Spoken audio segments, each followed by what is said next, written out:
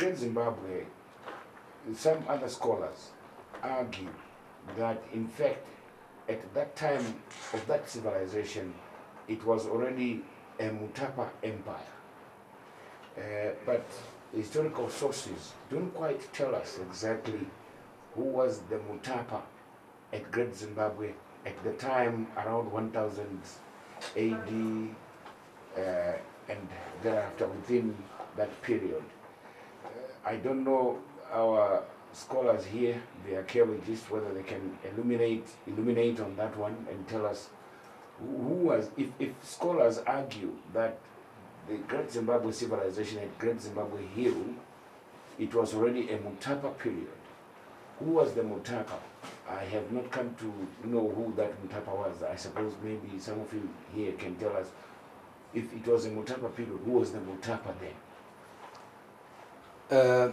Appreciably, of course, the Mutapa period is a well-recorded historical period in Zimbabwe because it is starting at around, in 15th century, starting around 1450 AD. The Portuguese are coming and they're recording. And I think there has been great oral traditions which have been collected and recorded by one DPR Abrams. Now, we don't get anyone maybe who is coming directly at Great Zimbabwe as the capital of this civilization to carry out a recording at the site. So all the recordings which are done, I mean, historically, they are actually done away from this Great Zimbabwe civilization. But you want to appreciate that Great Zimbabwe at this point in time was a big state. It was a capital to more than 350 related sites, like sub-satellite provincial district capitals, to if we can name it that way. So obviously, the Great Zimbabwe civilization was running a network of a wide and expansive civilization, and obviously you can surmise that in that period, now this Zimbabwe civilization, especially around 1450, when we start seeing movements away from the Zimbabwe capital to other building other political capitals or political centers, you can actually surmise that by that time the Great Zimbabwe civilization had done enough and had actually seen its heydays and was actually Mtapa by that time. But of course, we don't get names. Okay. Now, as in fact, if it was then the Mutapa that we generally know is that which is recorded by the Portuguese from 1400 onwards, when the Portuguese came in to this country and made contact to eastern part of the country, northeastern part of the country. That's when we begin to get Mutapa names, and that is the Mutapa period that is generally known. But do you concur then, Comrade Muringaniza, that in fact the Mutapa system, the system of Mutapa had occurred well before the time of the Portuguese? I think the issue of names in our history is a bit problematic, in the sense that we rely on Portuguese documents. We get these documents around 1450 onwards. The issue of language too comes in when recording this information. The Portuguese used their own language, and I don't know how much they understood of the vernacular languages. So when we come to oral traditions, there is a bit of a problem, because Zimbabwe civilization stretched for over 400 years, and for anybody to remember what happened, within those 400 years, it's also a problem. But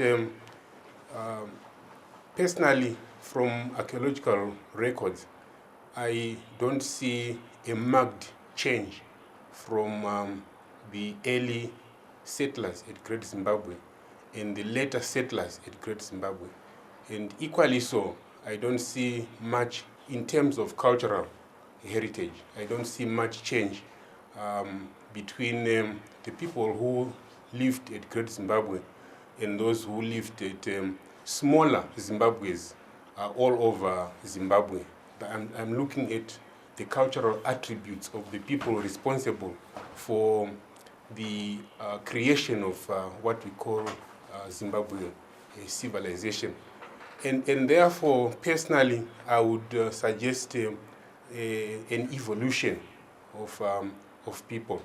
And the coming in of a state, which was later referred to as Mutapa state, was also an evolution in the governance of the people of that time. So, unfortunately, archaeology does not place names at sites.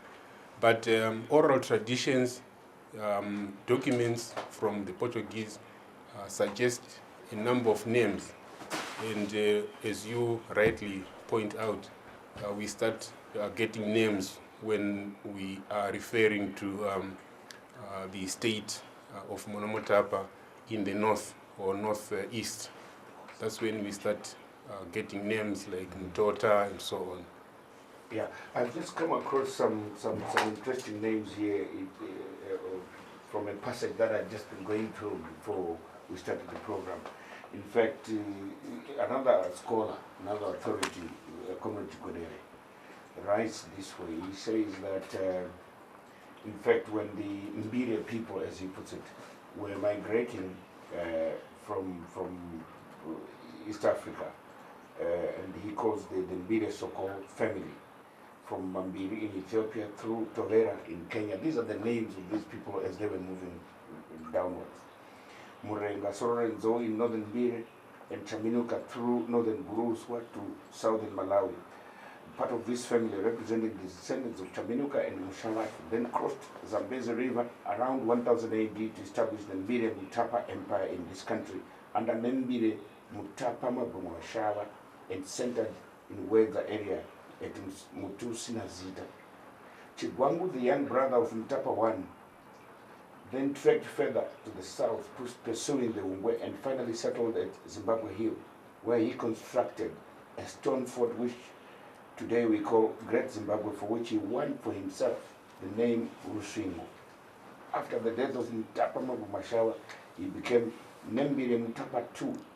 From then on, then Great Zimbabwe became the capital of the new Mbire. In fact, names are there that we are already encountering. Yes, it's beautiful that now actually taking us deeper to the roots.